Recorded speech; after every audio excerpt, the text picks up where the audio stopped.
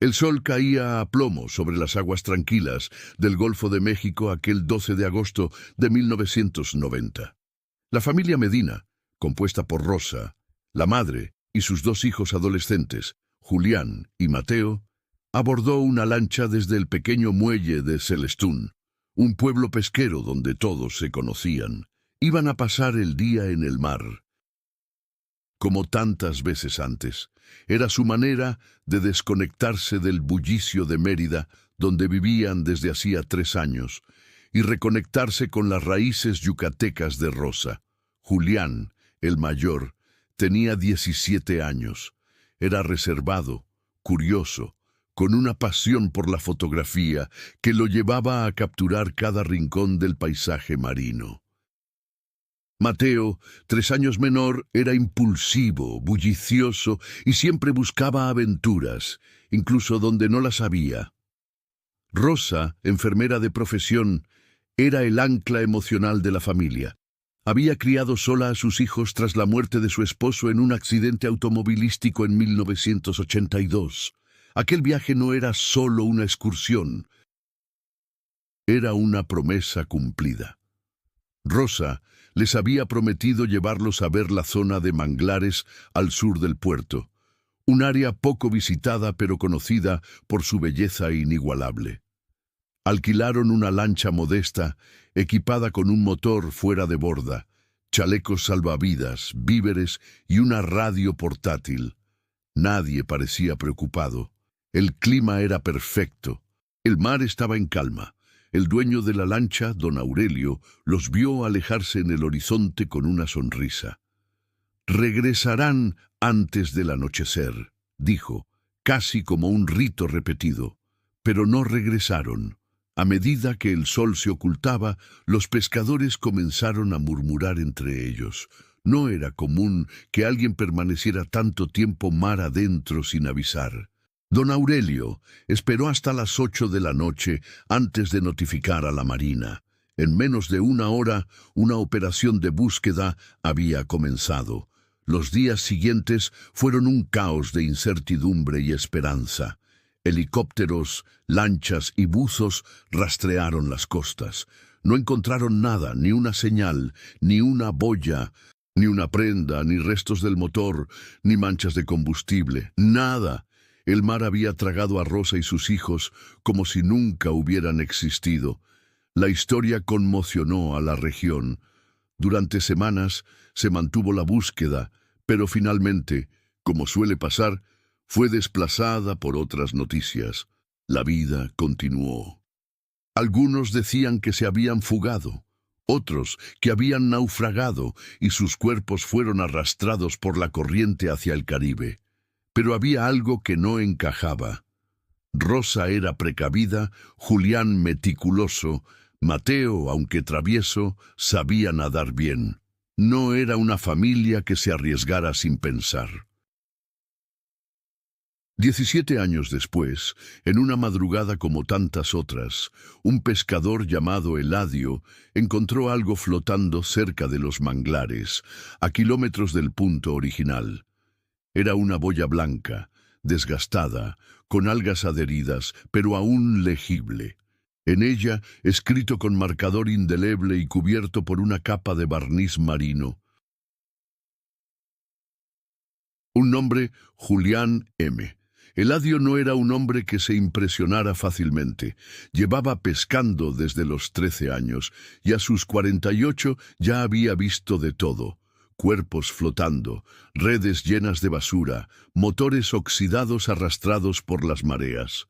Pero aquella boya lo detuvo en seco, la sujetó con fuerza y la colocó en el fondo de su lancha, sin decir palabra. Al regresar al muelle, los otros pescadores notaron su expresión inusualmente seria. Uno de ellos, Vicente, se acercó curioso. «¿Y esa boya, compadre?», preguntó, señalando el objeto mojado y cubierto de algas. «Mira el nombre», respondió Eladio sin levantar la vista. Vicente se inclinó, entrecerrando los ojos para leer bajo la capa de salitre y desgaste. «Julián M», murmuró, y su rostro palideció al instante. «¿Será el hijo de Rosa?». En menos de una hora, la noticia se había esparcido por todo Celestún. La boya fue llevada a la capitanía del puerto, donde un oficial naval, el teniente Padrón, se encargó de tomarla como evidencia. Aunque la inscripción estaba parcialmente borrosa, los peritos locales confirmaron que había sido escrita con tinta industrial, resistente al agua y al sol. El barniz había hecho su trabajo. El nombre seguía allí, casi intacto. Eladio fue interrogado durante más de 2 horas. Contó con detalle dónde la encontró, qué hacía, cómo reaccionó. Incluso dibujó un pequeño mapa en una hoja de cuaderno. El punto exacto quedaba en una curva entre los manglares, donde las corrientes suelen acumular objetos flotantes. Pero lo inquietante era que 17 años antes esa área ya había sido inspeccionada. El regreso del nombre Julián M. al mundo tangible desató una ola de recuerdos, teorías y emociones dormidas. Los viejos del pueblo hablaban con respeto del misterio. Los más jóvenes lo veían como una leyenda revivida. Algunos medios locales retomaron el caso. Un periodista de Yucatán se trasladó al puerto para entrevistar a los involucrados.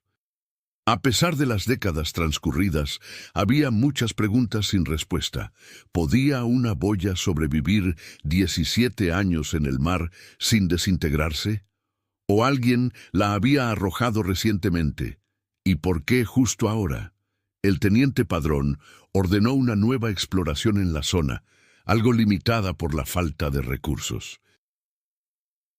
Usaron un dron marino prestado por una universidad, pero los resultados fueron inconclusos. No hallaron restos de lancha, ni ropa, ni señales humanas.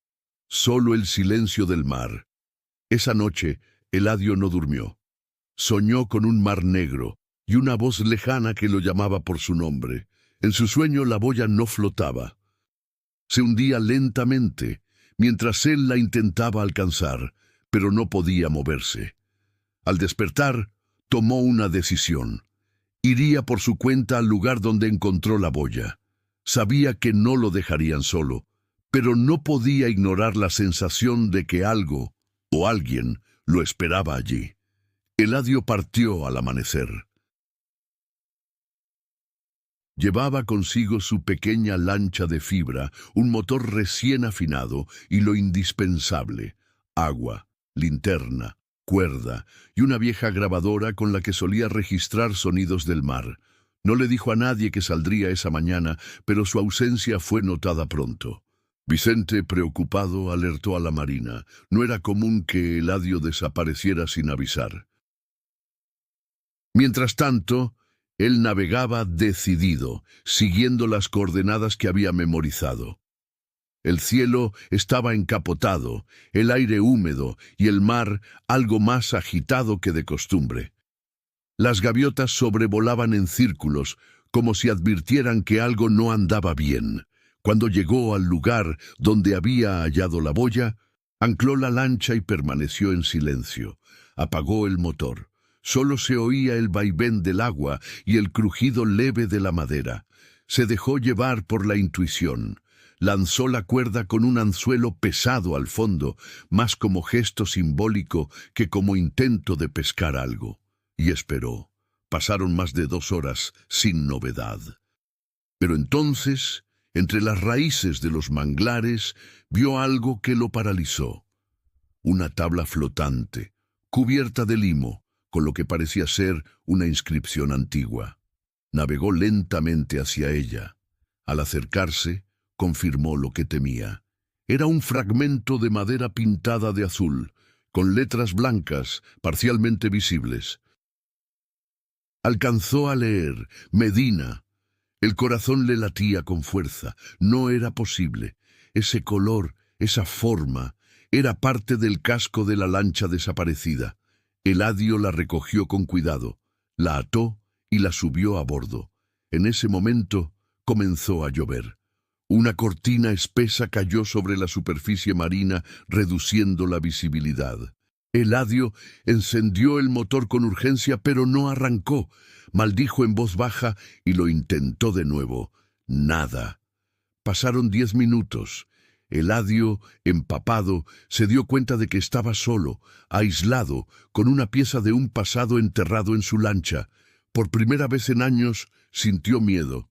Sacó su grabadora, la encendió y dijo con voz temblorosa: «Estoy en el punto exacto. Encontré parte de la lancha. Estoy dejando esto grabado, por si no regreso». Entonces, sin previo aviso, un estruendo lo hizo girar. No era un trueno, era un golpe seco, cerca del casco. Algo había chocado contra la lancha. Se asomó, linterna en mano. Nada, solo el agua agitada por la lluvia. Pero el golpe se repitió. Esta vez, más fuerte. Algo, o alguien, estaba allí abajo. Eladio apuntó la linterna hacia el agua, tratando de atravesar la lluvia y la oscuridad creciente. El haz de luz apenas revelaba remolinos de espuma y fragmentos de hojas. El golpe había sido real. No cabía duda. Y lo peor, no era el sonido habitual de un tronco flotante o un pez grande. Era algo más pesado, más denso. El motor seguía sin responder. Respiró hondo y trató de mantener la calma. Revisó los cables del encendido, tensó los nudos de la cuerda anclada y volvió a intentarlo. Esta vez. El motor rugió brevemente y se detuvo. Luego, nada. Fue entonces cuando lo vio. A apenas 2 metros de la lancha, emergiendo lentamente de entre los manglares, flotaba una figura vestida. Eladio entrecerró los ojos. No podía ser. Era un cuerpo. Flotaba boca abajo, con los brazos extendidos, como si estuviera dormido sobre el agua. La linterna tembló en sus manos. Se inclinó, tratando de ver más de cerca. El cuerpo estaba demasiado rígido para ser reciente. Llevaba puesta una camisa de cuadros, hinchada por el agua, y un pantalón corto. Eladio tragó saliva. Era casi imposible que un cuerpo se mantuviera intacto después de tantos años. Pero allí estaba. La figura giró levemente con la corriente, y entonces lo vio claro. No tenía rostro, o lo había perdido. La piel del cráneo estaba cubierta de limo y algas. Eladio retrocedió, tropezó dentro de la lancha y cayó sobre las maderas mojadas. Un ruido seco lo devolvió a la realidad. El cuerpo había chocado contra la borda de la lancha, como un mensaje, como si lo empujaran a enfrentarlo. Recogió la grabadora, que aún seguía encendida, y murmuró: «No estoy solo aquí. Encontré un cuerpo. Dios mío».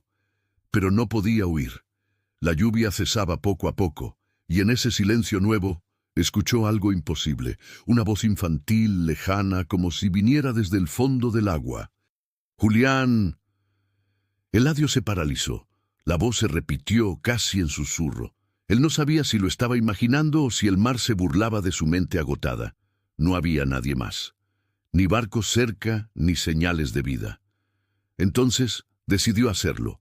Ató una cuerda a su cintura, tomó la linterna y con el corazón en un puño, se inclinó para intentar sujetar el cuerpo, pero cuando su mano rozó la tela húmeda de la camisa, ésta se deshizo en sus dedos, como si fuera papel viejo, y el cuerpo desapareció bajo el agua, sin hundirse, sin moverse, simplemente dejó de estar. Eladio se quedó inmóvil, aún agachado, mirando el punto exacto donde el cuerpo había desaparecido. La superficie del agua volvió a estar en calma, como si nada hubiera ocurrido. Su linterna, ahora débil, parpadeaba por la humedad. Todo a su alrededor parecía sumido en una quietud extraña, antinatural. La cuerda atada a su cintura lo mantenía conectado a la lancha como si fuera el único hilo que lo unía a la realidad. Respiró profundamente, tragando la sal del ambiente, y se levantó con esfuerzo. Debía salir de ahí. Ya no importaba el motor. Si era necesario, remarían de vuelta. Pero no podía quedarse más tiempo en ese lugar. Justo cuando se disponía a tomar el remo, algo en el fondo de la lancha lo detuvo. Era el fragmento de madera azul con el apellido Medina que había encontrado horas antes. Pero ahora, en la superficie de esa misma tabla, había una nueva inscripción, claramente visible pese a la lluvia. Aún estamos aquí. Eladio dio un paso atrás. Nadie había escrito eso mientras él estaba presente. No había tinta, ni pincel, ni marcador a bordo. La inscripción parecía haber emergido con la humedad, como si siempre hubiera estado allí esperando a ser leída. Una mezcla de horror y fascinación lo invadió. Miró a su alrededor, como si buscara testigos. Nada, solo él, su lancha y el mar. Fue entonces cuando escuchó un motor, lejano, pero real. Se asomó por el costado y a lo lejos distinguió una embarcación de la marina acercándose rápidamente. Agitó los brazos, encendió y apagó su linterna, y gritó con toda la fuerza de sus pulmones. Minutos después, estaba siendo rescatado por el mismo teniente Padrón y su equipo, quienes lo ayudaron a subir a bordo empapado y tembloroso. ¿Qué pasó allá?, preguntó el teniente mientras le ofrecía una manta térmica. Eladio no respondió de inmediato, solo extendió la mano entregando la tabla con el nombre grabado. Esto no lo escribí yo, y no estaba ahí cuando la encontré. El oficial la miró desconcertado, leyó en voz alta las palabras: «Aún estamos aquí».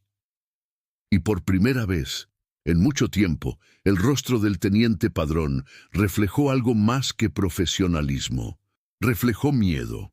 La tabla fue llevada bajo custodia a la Comandancia de Progreso para ser analizada por peritos forenses. Eladio, aún en estado de shock, fue sometido a una revisión médica y psicológica.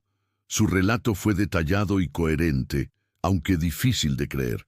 Aseguró no haber ingerido ninguna sustancia, no haber dormido poco y no tener antecedentes de alucinaciones. El teniente Padrón, hombre pragmático y escéptico, decidió no archivar el incidente como un simple episodio de estrés postraumático. Había demasiadas coincidencias: la boya, la tabla, el nombre, el mensaje y, sobre todo, el lugar. Días después, se organizó una segunda expedición, esta vez con mayor presupuesto y el apoyo de una universidad de la Ciudad de México. Se emplearon sonares de barrido lateral, cámaras submarinas y buzos profesionales. Los resultados fueron confusos. Se encontraron restos dispersos a varios metros de profundidad, muy deteriorados. Pedazos de fibra de vidrio, una hélice oxidada y, lo más sorprendente, un lente fotográfico parcialmente cubierto por sedimentos. Al limpiarlo, se descubrió que tenía una marca grabada: JM90, las iniciales de Julián Medina y el año de desaparición. El hallazgo se convirtió en noticia nacional.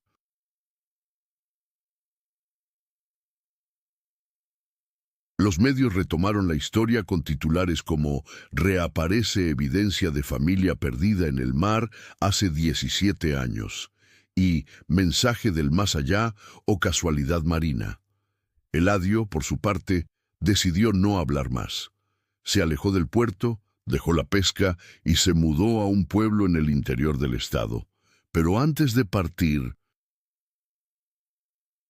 entregó una última grabación a Vicente, su amigo. En ella se oía su voz narrando todo lo ocurrido, y al final, un fragmento inquietante, un sonido leve, como el canto de un niño, seguido de una risa suave. «Eso no lo grabé yo», había dicho Eladio con voz seca. Estaba solo. La investigación se mantuvo abierta durante años, sin conclusión definitiva. La familia Medina fue oficialmente declarada como fallecida por naufragio, pero en Celestún nadie olvida. Cada vez que alguien ve una boya flotando a lo lejos, se pregunta si no será otra señal, un nuevo mensaje, porque el mar, aunque calla, nunca olvida. El viento soplaba suave sobre la playa de Celestún a principios del verano de 2009. Las olas lamían la arena desde el amanecer, y los rayos dorados reflejaban la rutina tranquila de un pueblo que intenta dejar atrás viejas pesadillas. La memoria colectiva aún conservaba el recuerdo de los Medina, y la boya con el nombre de Julián había revivido esa herida abierta. María Isabel Marí Ramírez, reportera del diario regional El Golfo, comenzó a investigar el caso tras el hallazgo del lente fotográfico con las iniciales JM90. Mari era una joven periodista de 28 años, nativa de Valladolid, apasionada por los misterios no resueltos del sureste mexicano. Había escuchado de la historia en el Café de Mérida y decidió que no podía dejarla pasar. Había algo humano, demasiado humano en esa desaparición. El primer paso de Mari fue visitar a don Vicente. Lo encontró sentado en la vieja tarima del muelle, reparando redes mientras las gaviotas lo observaban. Tenía el rostro curtido por el sol y la sal, y un silencio largo. Empausado, Mari se acercó lentamente. «Señor Vicente, soy María», dijo, presentando su credencial. «Me gustaría hablar con usted sobre lo que sucedió con Eladio». Vicente alzó la mirada con sorpresa, pero no se sobresaltó. «Mari, me dijeron que vendrías». «Toma asiento», respondió con voz grave, señalando un cajón de madera seco. Mientras ella se acomodaba, Vicente guardó su herramienta, se secó las manos y comenzó. Fue en junio, cuando apareció ese lente. Eladio estaba cambiado. Lo conocí así, callado, como si el mar le hubiera robado algo. Mari tomó notas mientras él hablaba. Le preguntó sobre la tabla, la inscripción.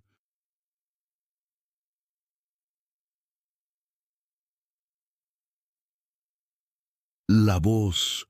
Vicente asintió con pesar, como si evocara fantasmas al hablar. «No lo sé, solo sé lo que escuché». Y me dijo algo. «El mar no deja ir a los que ama». La frase se repitió en su mente cuando Mari volvió a Mérida esa noche. Sabía que tenía la puerta abierta para investigar más, así que rastreó el lente. Tenía un número de serie muy antiguo, de un modelo de los años 80. Mientras contactaba al fabricante, encontró algo extraño. Ese mismo modelo había sido usado en 1989 por un operador en la Ciudad de México que trabajaba cubriendo zonas costeras. El expediente no contenía un nombre completo, solo las iniciales JM, seguidas de una cifra legible, 90. Las piezas empezaban a encajar, pero el rompecabezas exigía más. El misterio estaba vivo, resonando entre las olas y los secretos locales. Cuando la periodista decidió pedir ayuda a un experto en oceanografía de la Universidad Estatal, un fenómeno llamó su atención. Las corrientes entre Celestún y las islas cercanas podrían haber atraído objetos durante décadas, manteniéndolos conservados en puntos donde la sal y la falta de oxígeno ralentizan la descomposición. Al caer la noche, Mari recibió un mensaje inesperado. «Quiero hablar, tenemos información». No reconocía el remitente. El mensaje venía con una foto. Una vieja postal de Celestún, fechada en 1990, con una marca de agua oscura sobre una lancha idéntica a la de los Medina. Una corazonada le dijo que la historia estaba a punto de cambiar. La investigación, hasta ahora centrada en hallazgos materiales, acababa de adquirir una dimensión humana y personal. Mari examinó la imagen en su pantalla con creciente inquietud. La postal, amarillenta por el tiempo, mostraba una lancha fondeada frente a la costa de Celestún. Lo extraño era la marca. una silueta borrosa sobre la cubierta, como una figura humana desenfocada. La postal llevaba en el reverso un mensaje escrito a mano. Todavía hay cosas que no entiendes. No todo se hundió.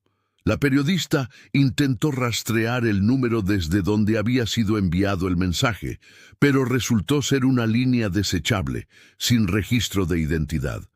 Aún así, decidió seguir el rastro.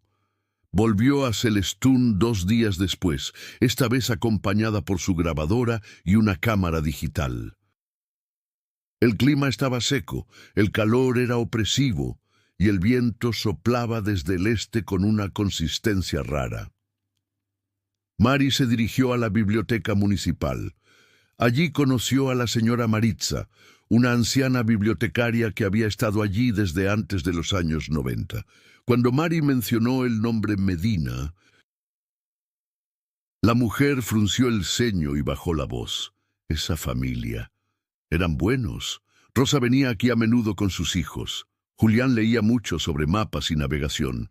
Era callado, pero observador. Mateo, en cambio, era como una chispa, ruidoso, gracioso. Se les extraña, aunque no se hable de ellos. Mari le preguntó si Rosa había dejado algún registro, algo que se pudiera revisar. Maritza, tras un largo silencio, se levantó y fue a una sala trasera. Regresó con un cuaderno de tapas verdes con una etiqueta escrita a mano. Bitácora, Rosa Medina, 1989. Me lo dejó un día antes del viaje. Dijo que quería donar algo útil, pero nunca volvió a recogerlo, explicó la bibliotecaria.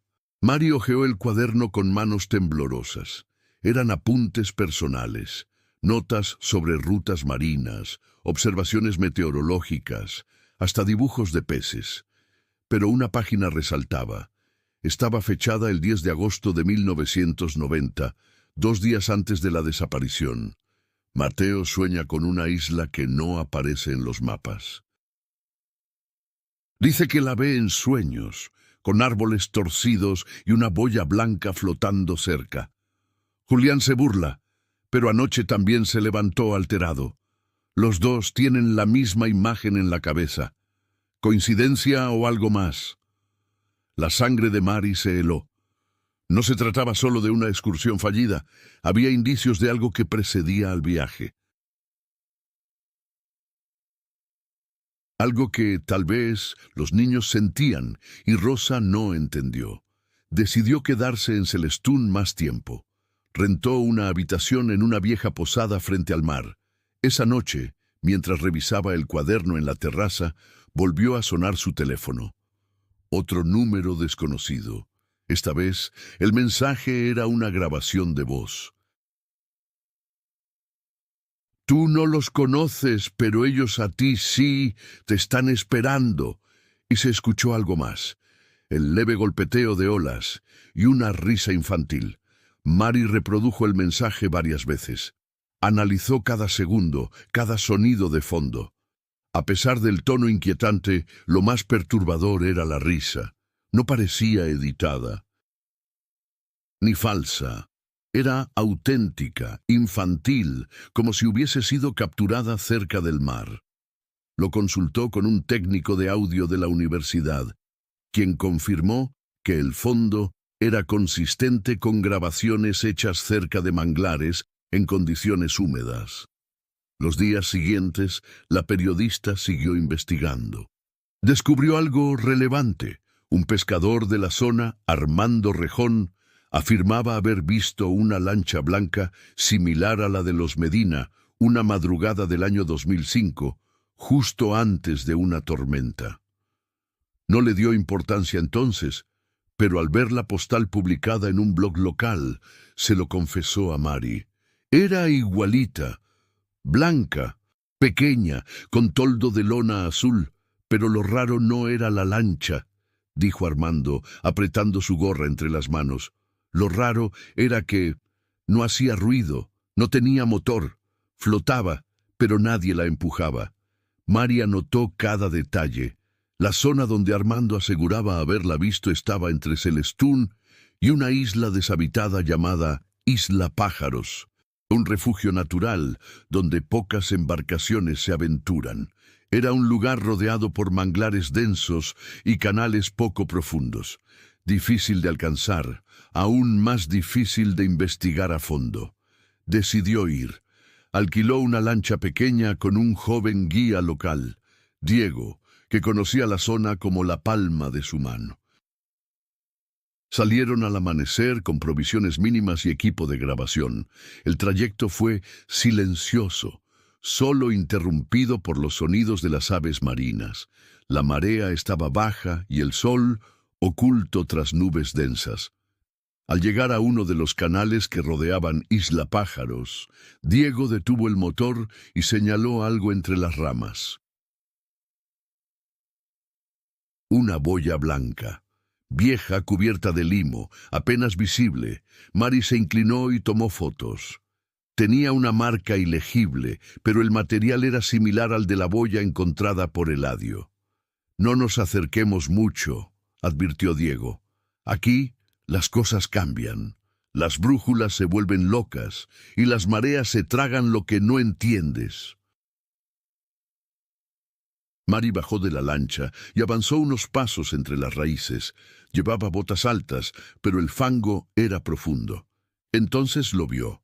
Una tabla, medio sumergida, con un clavo oxidado. Parecía una parte de embarcación. En ella, las letras borradas apenas se distinguían, pero una era clara, M. Tomó la tabla con manos temblorosas. El aire se volvió más espeso y el sonido del agua cesó por un momento.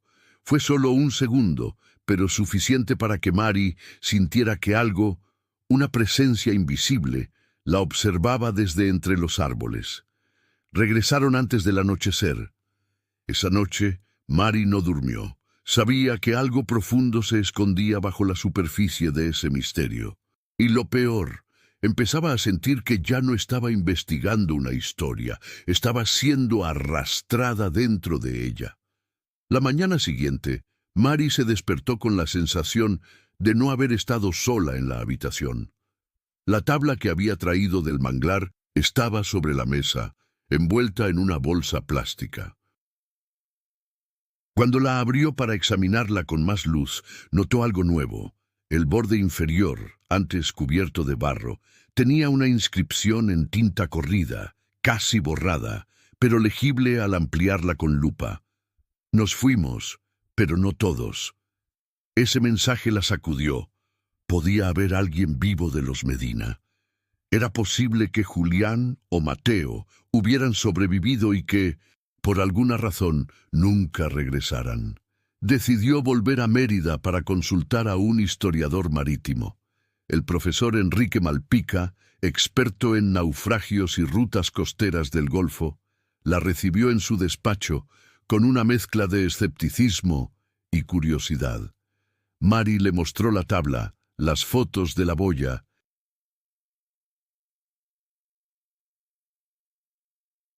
el fragmento del cuaderno de Rosa y los audios. Malpica observó cada pieza del rompecabezas con creciente atención.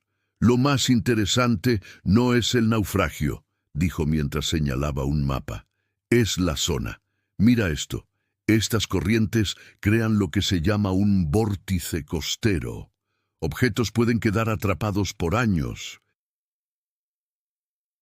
incluso décadas, sin ser arrastrados al mar abierto». Mari levantó la vista intrigada. «¿Quiere decir que algo o alguien podría haber quedado atrapado ahí vivo?» El profesor dudó antes de responder. «No es imposible. Si tenían provisiones, si llegaron a una isla pequeña, si hubo algún tipo de refugio, podrían haber sobrevivido por un tiempo.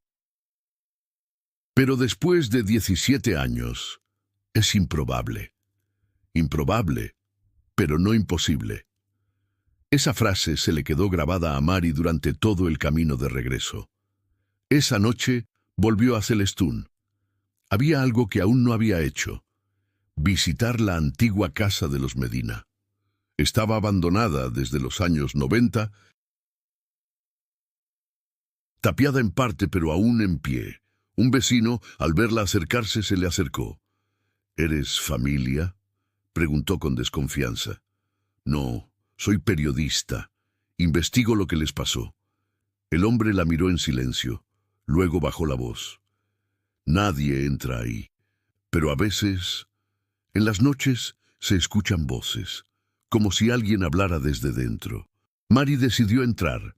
Con una linterna y la autorización del municipio, forzó la vieja puerta oxidada. Dentro, el polvo lo cubría todo, pero los muebles seguían en su lugar. Había fotos enmarcadas. Rosa con sus hijos, Julián con una cámara, Mateo abrazando un peluche de tiburón. Explorando el dormitorio, encontró algo oculto bajo el colchón viejo, una pequeña caja de madera. Dentro, una libreta infantil con dibujos. Eran garabatos de un niño, pero en una página final, escrita con letra temblorosa, decía: «Si nos buscan, miren donde la luna toca el agua». Mari sintió un escalofrío. Ese era el mensaje que necesitaba. Sabía que tenía que volver al mar, pero esta vez no sería por respuestas, sería para enfrentarse con lo que realmente ocurrió en 1990. La frase del cuaderno, «donde la luna toca el agua», se convirtió en una obsesión para Mari. La repitió mentalmente durante días, buscando su significado. Consultó a pescadores, a astrónomos locales y revisó mapas náuticos. Finalmente, fue un anciano llamado Don Hilario, que había sido farero en su juventud, quien le dio una pista. Cuando la luna llena aparece sobre el mar en ciertas épocas del año, hay un punto donde su reflejo se alinea con una corriente oculta que atraviesa los manglares. No lo verás desde la costa, pero si te alejas lo suficiente, parece que la luna se hunde ahí. Los viejos lo llamaban la línea dormida. La próxima luna llena sería en 3 días. Mari se preparó con cuidado. Rentó el mismo bote, convenció a Diego de acompañarla nuevamente y organizó una salida nocturna. El 14 de julio a las 21:00 zarparon. El cielo estaba despejado y la luna, enorme, ya comenzaba a elevarse sobre el horizonte.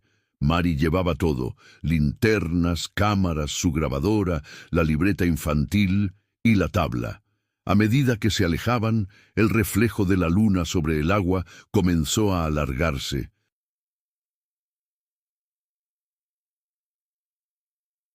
Como una cinta plateada flotando sobre la superficie. Diego, aunque escéptico, seguía sus instrucciones. Navegaron en silencio durante casi 1 hora, hasta que Mari levantó la mano.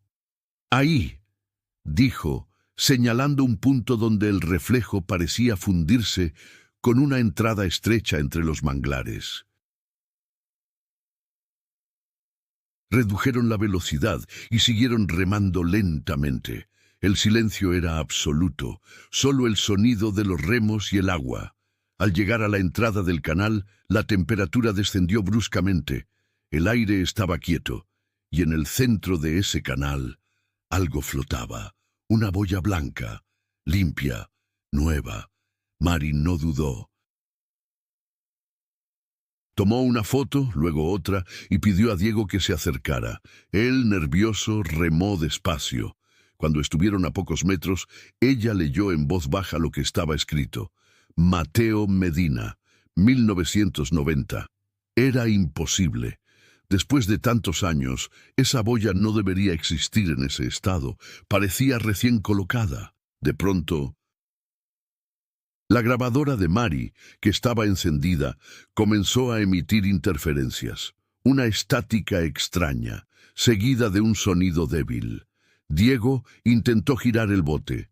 «Nos vamos. Esto no es normal». Pero antes de que pudieran moverse, un golpe seco sacudió el costado de la embarcación, como si algo hubiera chocado desde abajo. Luego, otro. El agua comenzó a burbujear. Mari encendió la linterna y la apuntó al fondo, y lo que vio la dejó sin aliento. Entre las raíces sumergidas, una estructura de madera con forma de lancha, desintegrada en partes, cubierta por algas, pero reconocible. Era ella, la lancha de los Medina, y junto a ella, lo más perturbador, dos figuras humanas, pequeñas, quietas, observando desde debajo del agua, sin moverse, sin desvanecerse, solo mirando. Mari sintió que el tiempo se detenía. Las dos figuras bajo el agua no se deshacían, no flotaban, no se alejaban. Solo estaban ahí, inmóviles, como si la propia corriente las respetara. No eran esqueletos ni sombras. Tenían forma definida, aunque los rostros eran imposibles de distinguir. Una más alta, otra más baja, como dos hermanos esperando, vigilando, atrapados en un rincón detenido del mar. Diego intentaba dar marcha atrás, pero el remo se enredó entre las raíces sumergidas. La boya comenzó a girar lentamente como si marcara un punto invisible bajo la superficie. Mari, sin apartar la vista de las figuras, murmuró: «No se fueron del todo». La grabadora seguía captando sonidos, y en medio del murmullo de la estática, una palabra se repitió, clara, suave, casi imposible. «Ayúdanos». Diego finalmente liberó el remo, y comenzaron a alejarse. La boya quedó atrás, oscilando suavemente, como despidiéndose.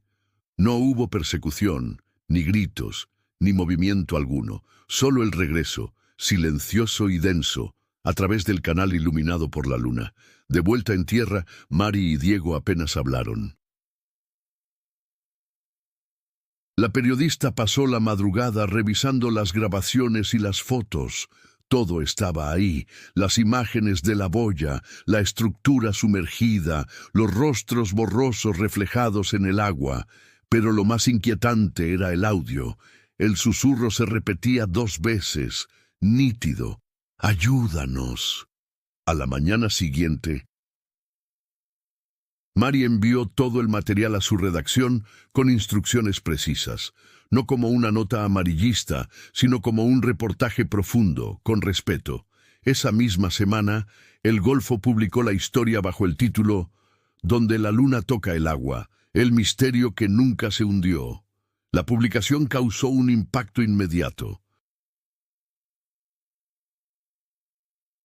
Medios nacionales retomaron la noticia, expertos discutieron las implicaciones y las autoridades locales prometieron reabrir el caso.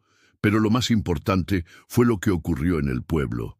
Celestún, antes silencioso, se llenó de visitantes, curiosos, investigadores y espiritistas. Algunos afirmaban haber visto las mismas figuras en noches de luna llena. Otros decían escuchar risas infantiles entre los manglares. Pero para Mari, nada de eso importaba tanto como una carta anónima que recibió una semana después. Era breve, escrita a mano, sin firma. Decía: «Gracias por no olvidarlos. No estás sola en esto. Ellos tampoco lo estuvieron». Mari entendió entonces que su papel no era solo contar una historia, sino abrir una puerta, porque a veces los que se pierden no buscan ser encontrados, solo ser recordados. Mari decidió alejarse unos días del bullicio mediático. Se refugió en una cabaña al norte de Telchac, frente a un tramo solitario de costa. Necesitaba pensar, organizar toda la información y entender lo que realmente había vivido. El misterio de los Medina ya no era solo un caso, se había convertido en parte de su vida. Mientras releía las notas y revisaba las grabaciones, un detalle volvió a llamarle la atención: la entrada del cuaderno de Rosa, donde hablaba de la isla que Mateo describía en sueños. Una isla que no aparece en los mapas, con árboles torcidos y una boya blanca cerca. La descripción coincidía demasiado con lo que Mari y Diego habían visto, así que hizo lo que cualquier periodista con su instinto haría. consiguió todos los mapas náuticos oficiales del Golfo de México, desde los años 80 hasta la actualidad. Pasó horas comparándolos línea por línea, y entonces lo notó. En un mapa viejo de 1984 había una mancha en el mar, entre Celestún y la isla Pájaros. No tenía nombre, solo una forma borrosa, como si el cartógrafo hubiera dudado en marcarla. En los mapas más recientes, esa mancha había desaparecido por completo. Consultó con el profesor Malpica. Le envió fotos, le explicó sus sospechas. Esa mancha, dijo él por teléfono, pudo ser un banco de arena emergente. A veces aparecen y desaparecen con las mareas extremas, pero no me extrañaría que haya algo más. He escuchado de pescadores que hablan de tierra que aparece solo para algunos. Mari no creía en misticismos, pero sí en patrones. Y había demasiadas coincidencias. Decidió volver al punto exacto del canal donde habían visto las figuras. Esta vez iría sola. Diego se negó. Después de lo que vio, no quería regresar. Zarpó al anochecer con una linterna, su grabadora, una brújula antigua y un GPS. La luna llena estaba en su punto más alto, reflejada como un espejo perfecto. Navegó con cuidado, siguiendo el reflejo como si fuera una señal. Y entonces lo vio. Una silueta en el horizonte. Parecía pequeña, como una elevación de tierra rodeada por niebla. No estaba en el GPS, no estaba en ningún mapa, pero ahí estaba. Mari se acercó lentamente. El motor falló a los pocos metros de la orilla. El silencio era absoluto. Desembarcó con una cuerda atada a la cintura y comenzó a explorar. La isla estaba cubierta de árboles retorcidos, raíces gruesas que emergían del suelo como dedos deformes. No había animales, no había viento, pero sí había algo. Una estructura de madera al centro, como una caseta o altar, y colgando de una cuerda una boya blanca. Esta vez, el nombre estaba escrito con letras grandes y claras. Rosa M. Mari sintió cómo la humedad del ambiente se colaba en su piel. La isla no era grande, pero el silencio que la envolvía parecía infinito. Caminó lentamente hacia la estructura central, una especie de choza rudimentaria construida con ramas gruesas y amarradas con cuerdas viejas. La boya colgaba justo en el centro, oscilando levemente como si acabara de ser tocada. La inscripción era clara. Rosa M. No había señales de óxido ni desgaste, lo que indicaba que no llevaba mucho tiempo expuesta al clima. Mari la observó durante minutos, tratando de entender si había sido una coincidencia o un mensaje. A su alrededor, la isla mostraba más señales de ocupación humana.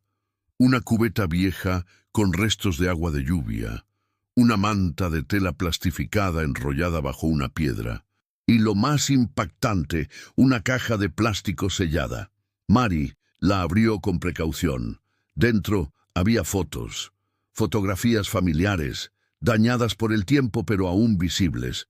Rosa con sus hijos en la playa, Julián sosteniendo una cámara, Mateo con una caña de pescar. Eran imágenes que nadie había visto desde 1990.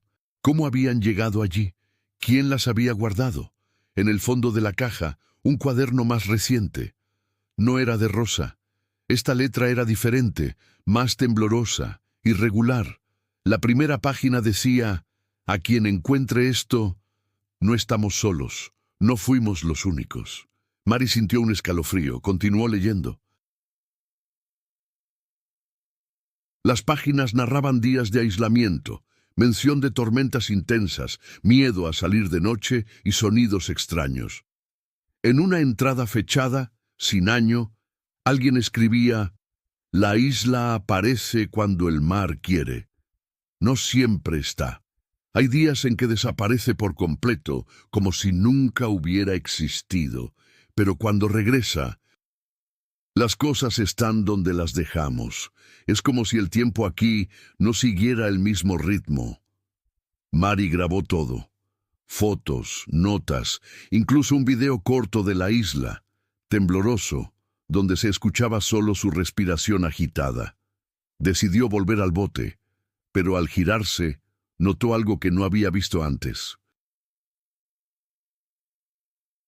Huellas, pequeñas, descalzas, frescas. Alguien había estado allí o seguía allí. Aceleró el paso. El bote seguía donde lo había dejado, pero la cuerda estaba tensa, como si algo lo hubiera movido. Subió de un salto, encendió el motor, milagrosamente funcionó, y se alejó sin mirar atrás. Solo cuando estuvo lo suficientemente lejos, se permitió llorar. No sabía si de miedo, de alivio o de una profunda tristeza. Sabía que lo que había visto cambiaría todo, porque si la isla existía y alguien había vivido allí, entonces no estaban muertos, solo olvidados. De regreso en Celestún, Mari no habló con nadie. Llevó el cuaderno hallado en la isla directamente al profesor Malpica. Al revisar las entradas, el académico no pudo ocultar su asombro.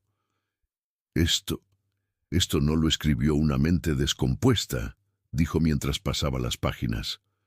Son registros sistemáticos. Quien sea que vivió ahí, trató de documentar su vida con claridad. Y lo más increíble, este papel es moderno, no es de los años 90. Eso confirmaba una posibilidad aún más inquietante. Alguien, probablemente Julián o Mateo, había sobrevivido más tiempo del que se pensaba. Mari publicó una segunda parte del reportaje en El Golfo, con título sobrio: La isla sin nombre, evidencia de sobrevivencia en el caso Medina. Esta vez, el impacto fue internacional. Universidades extranjeras ofrecieron apoyo logístico para realizar una expedición formal. El gobierno del estado organizó una comitiva para explorar la zona con equipos modernos. Incluso se sumó personal de la Armada. Pero cuando fueron al lugar exacto, la isla no estaba, ni rastro de la estructura. Ni de la boya, solo agua y manglar. Mari insistió. Mostró coordenadas, grabaciones, fotos. Pero para los oficiales, el caso se volvía cada vez más difícil de sostener. Se archivó como incidente no verificable. Sin embargo, una carta llegó días después a la redacción del periódico, sin remitente. Solo un sobre con otra fotografía antigua. En ella, un niño frente a una lancha sonriendo. Al reverso, escrito con lápiz: No nos olviden, no éramos solo 3. Mari comprendió lo que eso implicaba. ¿Podría haber habido más personas atrapadas en esa isla? ¿Otros desaparecidos que nadie había relacionado antes?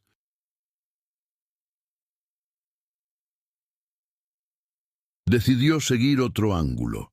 Revisó reportes antiguos de desapariciones en el mar entre 1975 y 2000. Encontró 7 casos similares a lo de los Medina. Familias o individuos desaparecidos cerca de la misma franja costera, sin rastros, con clima estable en el momento. Todos con algo en común: eran navegantes novatos, con rutas planeadas cerca de manglares. No era una coincidencia. La hipótesis comenzó a tomar forma.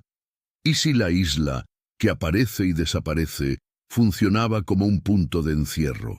Un lugar que el mar, por alguna razón, escoge para aislar a quienes cruzan cierto umbral sin saberlo.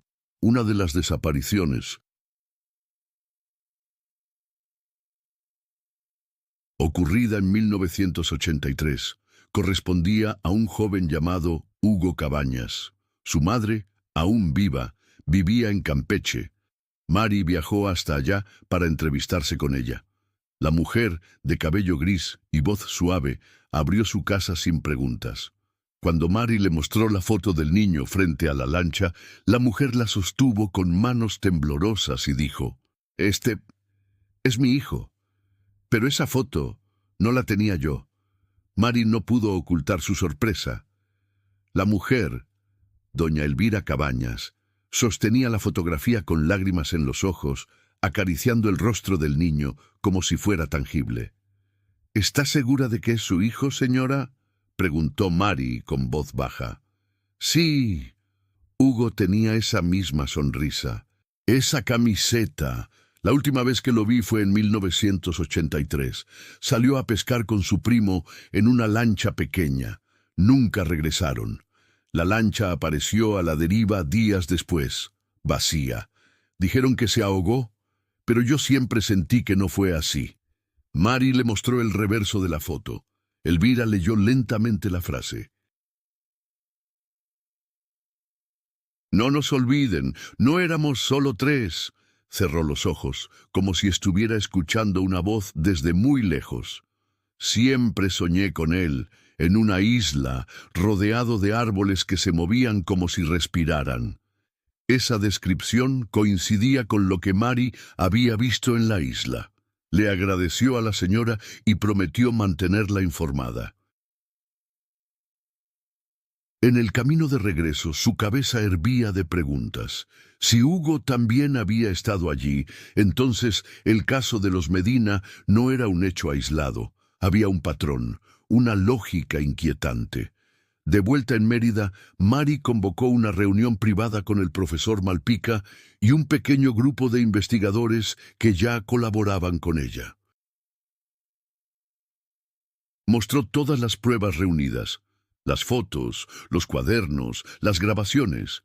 Juntos trazaron un mapa con todas las desapariciones conocidas en la región. Los puntos marcados formaban una figura geométrica rudimentaria, una especie de óvalo marino que encerraba un sector del Golfo. El centro de ese óvalo era la zona donde Mary había encontrado la isla.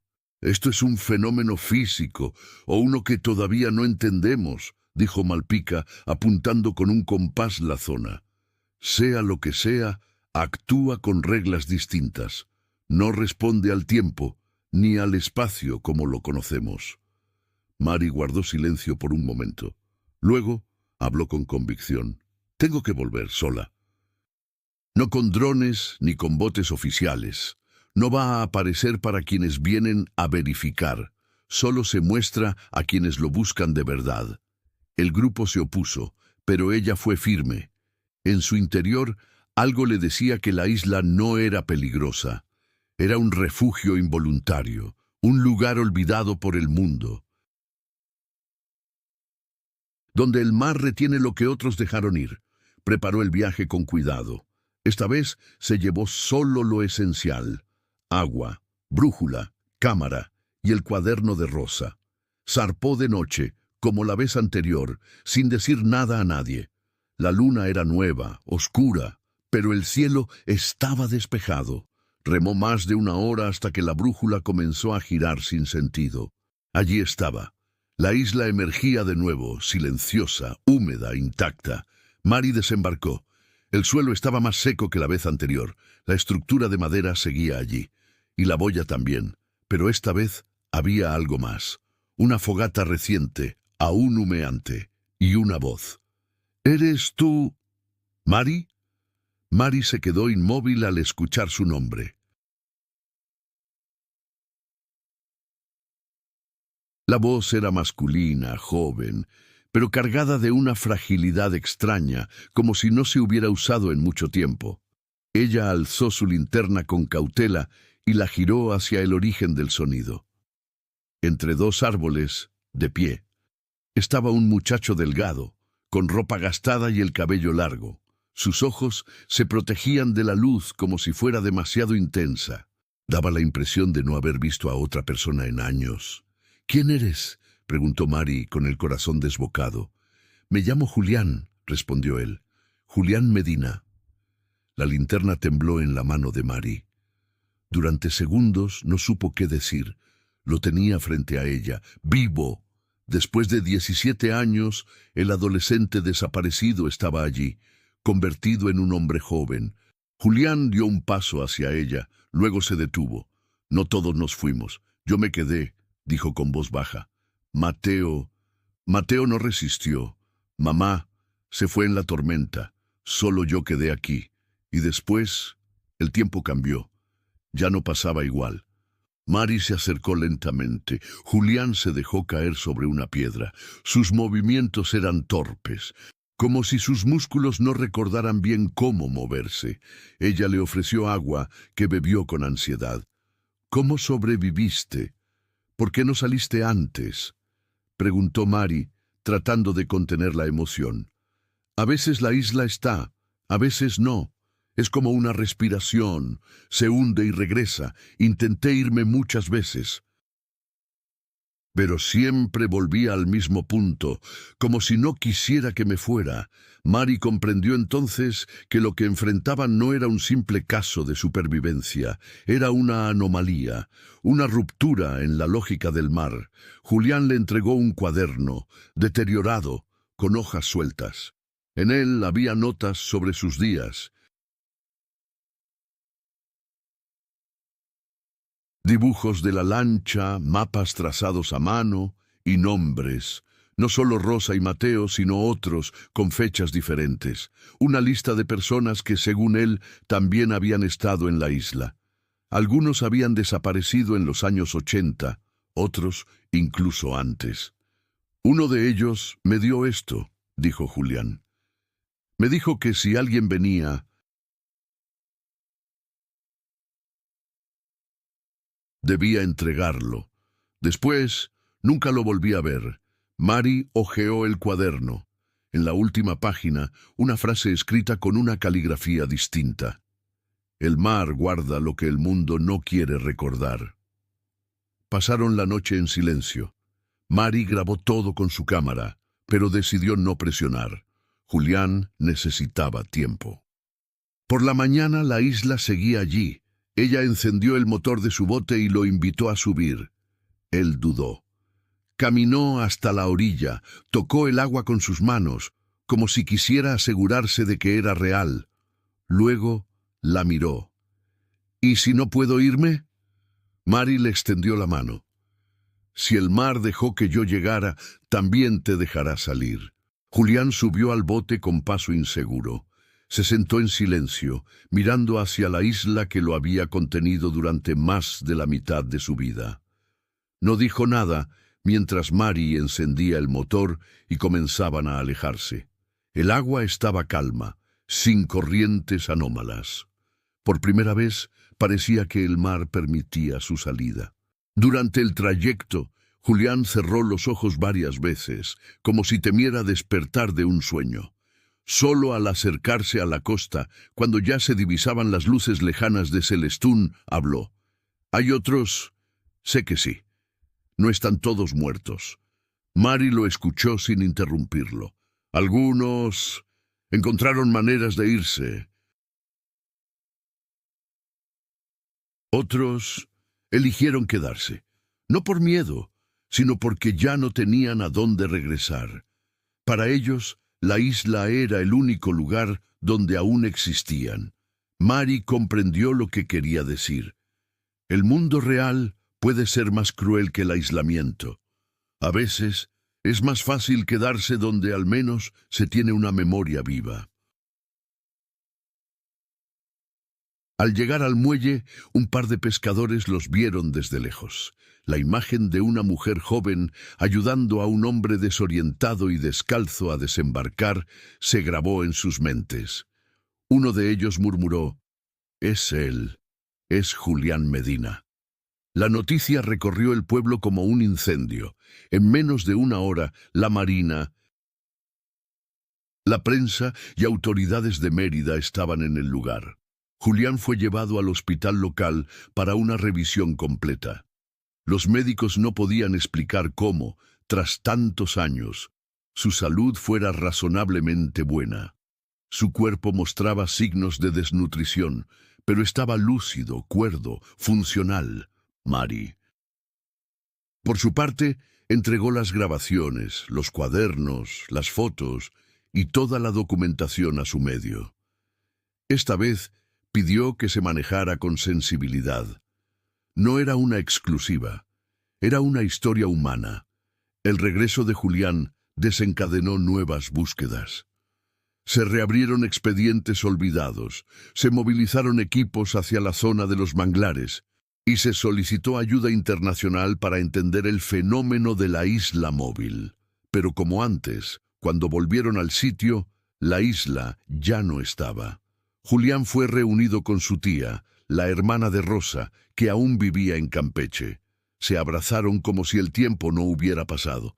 Él no hablaba mucho de lo que vivió. Decía que no quería olvidar, pero tampoco revivirlo. Mari, por su parte, supo que su vida ya no sería la misma. La experiencia la marcó de una forma irreversible. Siguió escribiendo, pero ya no como antes. Lo hacía con una mezcla de respeto y melancolía, consciente de que hay historias que no deben ser explicadas sino honradas. Y cada año, en la noche de luna llena más cercana al aniversario de la desaparición, Mari regresa en silencio al muelle, mira el horizonte en calma y deja una flor blanca en el agua, por Rosa, por Mateo y por todos los que aún siguen esperando en la isla que no está en los mapas. Fin del capítulo 3.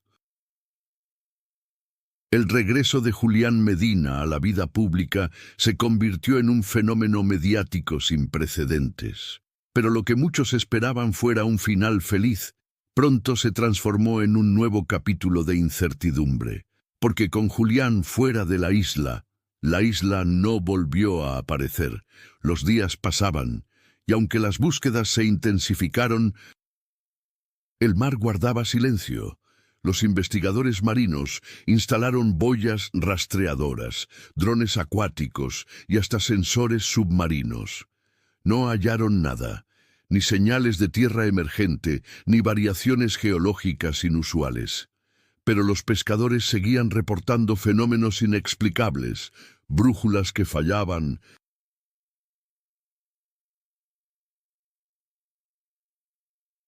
ecos extraños en los radares y brumas repentinas en zonas de aguas tranquilas. Julián no participaba en las entrevistas. Se mantenía alejado del ruido, viviendo en casa de su tía, leyendo, escribiendo. Mari lo visitaba cada semana. Sus conversaciones eran pausadas, intensas. Poco a poco, él le fue revelando detalles que no había compartido con nadie. No era solo una isla, dijo una tarde. Era como si lo que quedaba de nosotros se quedara ahí. No solo el cuerpo, el tiempo también. Todo pasaba más lento o más rápido. No lo sé. Pero allá adentro los recuerdos se volvían cosas físicas. Veías algo y recordabas a alguien. No sabías si era real o inventado, pero dolía igual. Mari anotaba todo, no como periodista, sino como alguien que quería entender. Julián también hablaba de los otros, de los que no se veían. A veces oía voces en la noche, otras veces sentía que alguien le dejaba comida cerca del refugio. Nunca supo si era un delirio o compañía. Lo que más dolió, dijo una vez, fue cuando dejé de recordar la voz de Mateo. Una noche ya no la reconocía en mis sueños, y ahí supe que él sí se había ido. Mientras tanto, la historia inspiraba a otros. Decenas de personas con familiares desaparecidos llegaban a Celestún con la esperanza de encontrar algo. Algunos acampaban en la playa, otros hacían peregrinaciones silenciosas al mar. En redes sociales surgieron grupos como Los que Esperan, donde se compartían relatos, teorías y fotografías antiguas de lanchas perdidas. Pero una noche, algo ocurrió. En una de las boyas instaladas por el equipo oceanográfico, apareció una señal. Un leve movimiento, como si algo hubiese chocado suavemente contra ella. Al revisarla, encontraron adherido a la base un objeto que no tenía explicación. Una fotografía plastificada, desgastada por el salitre. Mostraba a Rosa Medina, sentada en la playa, mirando al horizonte. En el reverso, escrito con lápiz, «Gracias por traerlo de vuelta». La fotografía causó un impacto inmediato.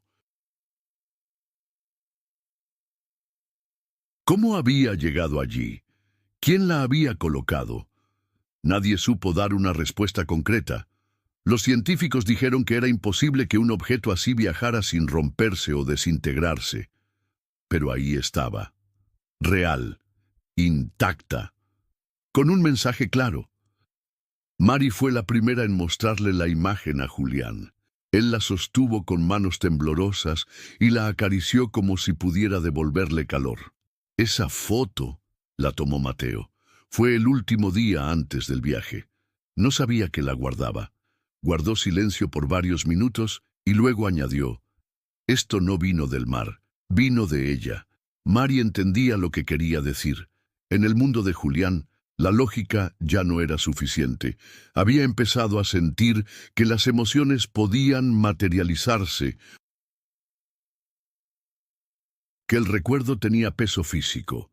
Mientras tanto, las autoridades decidieron cerrar el perímetro de búsqueda. Los fondos se agotaban y los resultados eran escasos. El caso fue archivado nuevamente, esta vez como un evento natural no replicable. Pero el pueblo no olvidaba. Celestún comenzó a cambiar.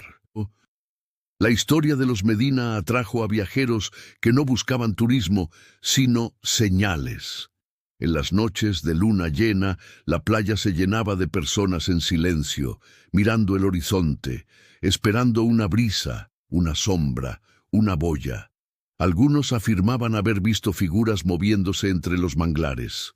Otros, haber oído nombres susurrados por el viento. Una madrugada, Mary despertó con una sensación extraña. Recorrió sus notas, escuchó sus grabaciones antiguas. Algo no encajaba. En una de las entrevistas que había hecho a un pescador, Eladio, mencionaba un detalle: la isla cambia, a veces parece más grande o más nueva. Esa frase volvió a su mente una y otra vez. Decidió volver a revisar todos los mapas satelitales disponibles de la zona usando software nuevo de análisis espectral. Y ahí lo encontró. Una anomalía registrada por un satélite militar estadounidense en 1991. Una elevación de tierra de forma irregular que aparece durante 2 imágenes y luego desaparece por completo. La ubicación coincidía con la coordenada de la boya con el nombre de Mateo. Mostró la imagen a Julián. «Ese fue el año en que la isla cambió por primera vez», dijo él. «Se movió. No sé cómo explicarlo, pero sí, fue diferente después de eso». Entonces, Mary comprendió algo que había pasado por alto. La isla no solo aparecía o desaparecía, se desplazaba. Cambiaba de lugar, de forma, incluso de temporalidad, y tal vez por eso algunos nunca pudieron salir. La revelación de que la isla podía desplazarse cambió todo el enfoque de la investigación. Mary compartió sus hallazgos con un pequeño grupo de expertos en oceanografía y geolocalización. Evitó los canales oficiales para no repetir la burocracia que antes había enterrado la búsqueda. Uno de los científicos, la doctora Lucía Ferrer, propuso una hipótesis audaz. La isla no era una masa fija de tierra, sino un banco de sedimentos densos sostenido por raíces submarinas, que emergía y se desplazaba según patrones de presión y temperatura del agua. Una formación viva, camuflada entre las mareas. Una isla errante. Esa misma semana, Julián comenzó a escribir una carta, no a Mary, ni a su tía, ni a las autoridades. Era una carta dirigida a Mateo. «No sé si aún estás ahí, no sé si aún recuerdas quién fuiste, pero yo no te olvido, y si el mar me deja volver, juro que esta vez no te dejaré solo». Mary lo encontró en el muelle al amanecer, con la carta en la mano, sellada en una pequeña botella de vidrio. La lanzó al mar con una suavidad reverente. Luego, sin decir palabra, se sentó y miró el horizonte. Los días siguientes fueron extraños. Algunas personas comenzaron a reportar sueños con niños que decían llamarse Mateo. Otras aseguraban haber visto en el mar figuras que les recordaban a sus seres perdidos. No había pruebas, solo testimonios. Pero todos coincidían en algo. Todo sucedía durante la luna nueva. Mary comenzó a notar un patrón entre las desapariciones pasadas. Muchas ocurrieron en noches sin luna, como si la ausencia de luz abriera una puerta. Cruzar esa puerta era fácil, regresar no tanto. Decidió entonces preparar un último viaje. Esta vez, no para documentar ni para buscar respuestas. Iba a intentar reencontrar lo que el mar aún no devolvía. Julián insistió en acompañarla. Había pasado meses en tierra, adaptándose lentamente al ritmo de la vida normal, pero en el fondo sabía que no había terminado, que algo suyo aún seguía allá. Entre los árboles torcidos y las raíces que susurran, salieron en la noche más oscura del año. Solo el sonido del agua y el motor los acompañaban. No hablaron, no fue necesario. Horas después, la brújula comenzó a girar. El GPS dejó de responder, y ahí estaba, la silueta en la niebla, la isla. Diferente, más grande, con árboles más densos, pero era ella. Al desembarcar, Mary sintió algo distinto. No miedo, no ansiedad, era familiaridad, como si estuviera regresando a un lugar que nunca fue suyo, pero que la había estado esperando.